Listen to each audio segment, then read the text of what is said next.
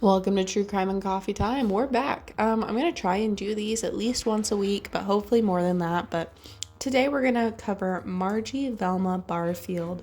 She was born October 29th, 1932, and did die November 2nd, 1984. She was an American serial killer, though she was only convicted of one murder, but then eventually confessed to 6 murders in total. She was the first woman in the United States to be executed after the 1976 debate of capital punishment, and the first since 1962. She was also the first woman to be executed by lethal injection. Her life was kind of crazy. She was born in rural South Carolina, was raised. They said the father reportedly did physical abuse to the mother and then also to her, but nobody ever intervened for her. She escaped, quote unquote, by marrying Thomas Burke in 1949. The 2 children were happy until Barfield had a hysterectomy and developed some pain, and that kind of left her with a change of life and eventually a drug addiction. Her husband began to get drunk and complain, and on April 4th, 1969, Burke had passed out. She left with the children. They returned to the house burned down and Burke dead inside. So that's a little crazy. But after a year of marriage, after a year of that, she actually got married again, and then another year of marriage. That's hard for me to say. She became a widower again.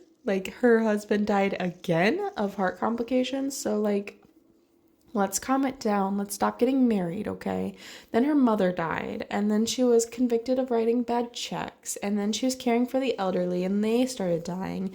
And it just kept going on and on that people are like, wait, something is not right.